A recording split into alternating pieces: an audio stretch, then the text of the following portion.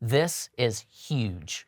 For years, Child Protective Services investigators have taken advantage of parents' lack of awareness of their rights because there hasn't been a requirement to read any Miranda rights in CPS cases. However, lawmakers have finally done what the courts have failed to do. Under a new law, CPS investigators will now have to advise parents of certain rights upon first contact or risk all collected evidence from being automatically excluded. You've seen cops on TV, and you've seen countless YouTube videos of police making arrests. You're familiar with the traditional Miranda rights, aka Miranda warning, provided by police. You have the right to remain silent. You have the right to an attorney. Anything you say can and will be used against you in a court of law, so on and so forth.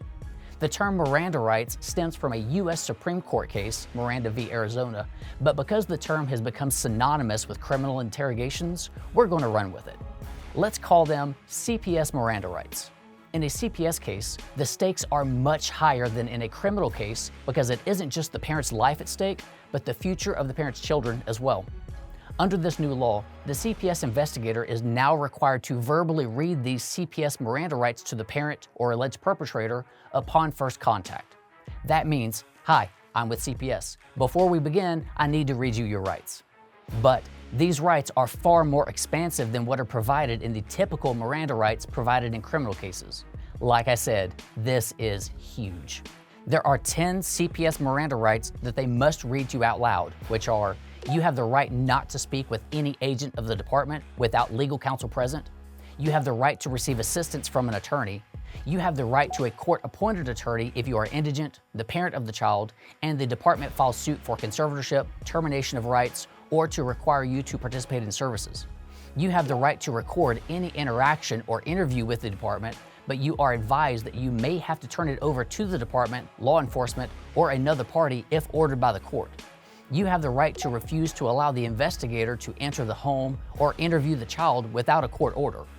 You have the right to have legal counsel present before allowing the investigator to enter your home or interview the child.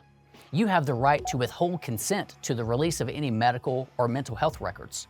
You have the right to withhold consent to any medical or psychological examination of the child. You have the right to refuse to submit to a drug test. You have the right to consult with legal counsel prior to agreeing to any proposed voluntary safety plan. Hopefully, CPS begins to read these CPS Miranda rights immediately because it's the right thing to do. However, CPS isn't very well known for doing the right thing. Under this new law, CPS will be required to provide this information beginning September 1st, 2023, which is probably the soonest that we can expect to see them begin providing it. That's also when you can likely expect to see CPS begin providing the new and improved written summary. Before this new law, when CPS was required to give information, it was in a convoluted pamphlet and there was no deadline as to when that had to be provided. The CPS investigator will now also be required to provide this written summary of these CPS Miranda rights to the parent or alleged perpetrator upon first contact.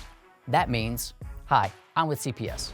Before we begin, I need to read you your rights and provide you with this written summary." The written summary of CPS Miranda rights that CPS will now have to provide must contain the known allegations the department is investigating, the rights provided in the verbal notification, your right to seek legal counsel, the department's procedures for conducting an investigation of alleged child abuse or neglect, your right to file a complaint with the department or to request a review of the findings made by the department in the investigation, an explanation that the law requires the department to refer all reports of alleged child abuse or neglect to a law enforcement agency for potential criminal prosecution, an explanation that any statement or admission made by you may be used against you in a criminal case as a basis to temporarily or permanently remove any child from you, or as a basis to terminate your parent-child relationship with the child who is the subject of the investigation or any other child.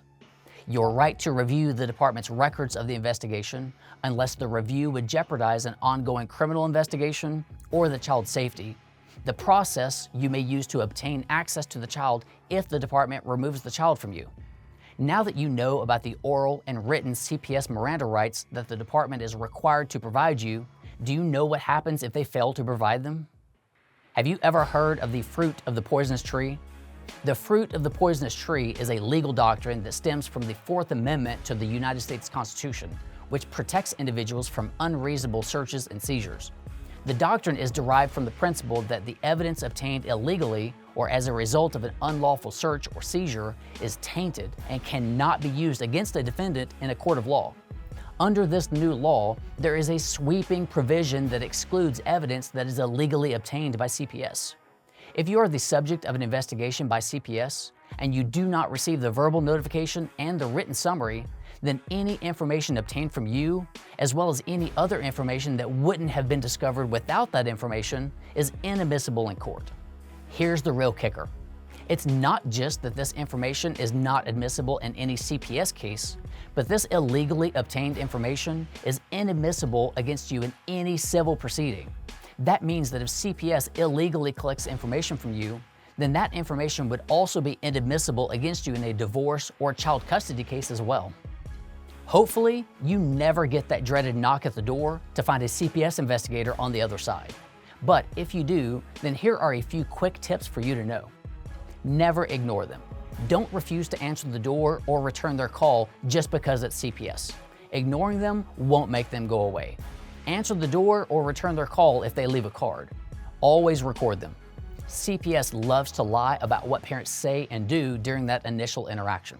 Create a clear record of the encounter by not speaking over each other and by controlling your emotions. Don't wait for the CPS Miranda Rights to be read to you, as you should already be recording. Never let them in your home. Any information that they need to give you can be done on the front porch or the doorstep. Never agree to their drug test. CPS loves to ask for drug tests at the first encounter just to rule it out, which is an absolute lie.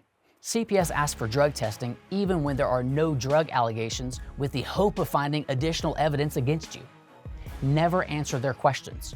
Until you speak with an attorney, you should only ask questions of them instead of answering. Now that you know that CPS is required to provide you these CPS Miranda rights, take time to learn them now, because in the moment when your adrenaline is high, you might not be paying very close attention and you need to know your rights better than they do.